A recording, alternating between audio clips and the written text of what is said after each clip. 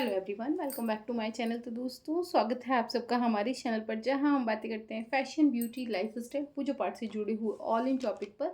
और मैं आपके साथ शेयर करती हूँ अपनी लाइफ का एक्सपीरियंस। तो दोस्तों, आज हम यहाँ पे नवरात्रि के जो 9 दिन के पर्व शुरू होने वाले हैं उन पर चर्चा करेंगे। मैं आपको इस वीडियो में बताऊँगी कि जो नवरात्र है वो कितने दिन के हैं, इस बार माँ की सवारी क्या है, किस मुहूर्त में हमें घट स्थापना करनी है और किस दिन घट स्थापना नहीं करनी है। तो ये सब मैं इस वीडियो में आपके साथ डिटेल शेयर करूँगी। तो जैसे कि वैदिक पंचांग के अनुसार शनिवार 29 मार्च को चैत्र अमावस्या है। इस दिन से ही शुक्ल पक्ष की प्रतिपदा तिथि शुरू होगी। हालांकि ग्रहण लगने और उदया तिथि गणना के चलते चैत्र नवरात्र की शुरुआत रविवार 30 मार्च से हो रही है। एक और कारण है, कभी भी अमावस्या तिथि में घट स्थापना नहीं की जाती। तो ये भी एक बड़ा कारण है। तो इसमें हमें घट स्थापना नहीं करनी होती है। और उदया तिथि चूंकि हम लोग 30 को मान रहे हैं, तो रविवार को जो है वो नवरात्र प्रारंभ हो रहे हैं, प्रतिपदा तिथि जो शुरू हो रही है। और हिंदू जो वर्ष है, नव वर्ष इसी दिन से शुरू होता है। ठीक है, तो ये तो मैंने आपको ये बता दिया।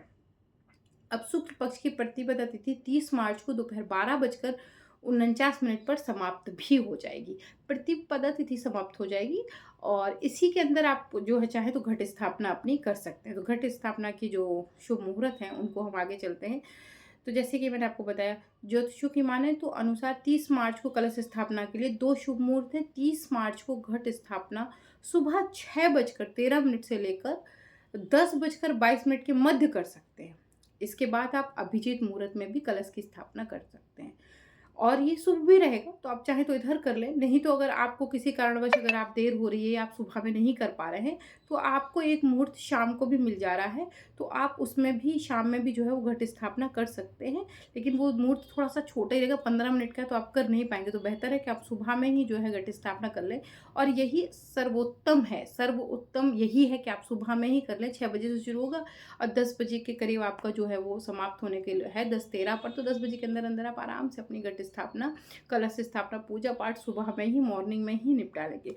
उसके बाद अभिजीत जो मुहूर्त का समय है वो 12:01 से शुरू होगा और दोपहर 12:50 तक रहेगा। तो आप यहाँ भी कलश की स्थापना कर सकते हैं। तो ये तो मैंने आपको शुभ योग बता दिए। अच्छा, उसके आगे चैत्र माह के शुक्ल पक्ष की प्रतिपदा तिथि पर इंद्र योग का निर्माण हो रहा है। इंद्र योग का संयोग शाम को 4:54 तक रहेगा। इसके साथ सर्वादि सिद्धि योग रहेंगे। तो इस तरीके के योग रहेंगे। लेकिन ये जो 4:54 का योग है, इसमें भी आप कलश की स्थापना कर सकते हैं, लेकिन ज़्यादा बेहतर है कि आप सुबह में ही कर लीजिएगा, वो आपके लिए सबसे बढ़िया रहेगी। अच्छा, जैसे मैंने आपको बताया कि अमावस्या में घट स्थापना नहीं करते, तो इसका उल्लेख आपको देवी महापुराण में मिल जाएगा। आप उसे पढ़ेंगे तो आपको वहाँ पर इसका उल्लेख जो है वो मिल जाएगा। तो 30 तारीख को बेसिकली जो है नवरात्र शुरू हो रहे हैं और इस बार नवरात्र 9 दिन के ना होकर केवल 8 दिन के हैं। ठीक है, तो रविवार 30 तारीख को शुरू हो रहे हैं और उसके बाद सोमवार को पूर्ण हो जाएंगे। ठीक है, तो 5 तारीख को जो है हम दुर्गा अष्टमी नवमी जो भी पूजते हैं वो पूजेंगे और 6 तारीख को श्री राम नवमी रहेगी।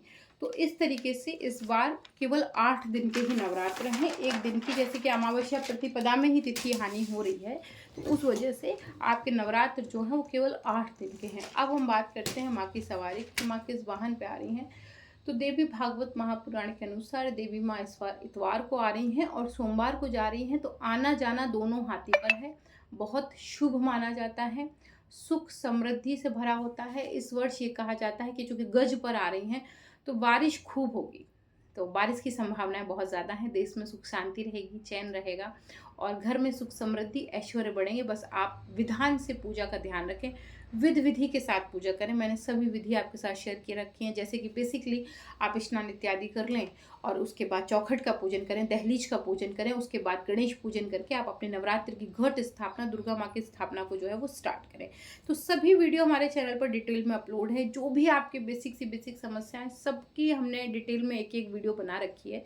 आप चैनल पे प्लेलिस्ट खोलेंगे नवरात्र से संबंधित तो आपको मिल जाएगी। तो दोस्तों, आशा करती हूँ कि ये नवरात्र आपके लिए खूब सारा सुख संपन्न और ऐश्वर्या के साथ हों और हम सबके जीवन में सुख शांति बनी रहे, यही ईश्वर से प्रार्थना है। और मैं मिलती हूँ आपसे एक और नई वीडियो के साथ। तब तक के लिए नमस्कार, take care and bye bye.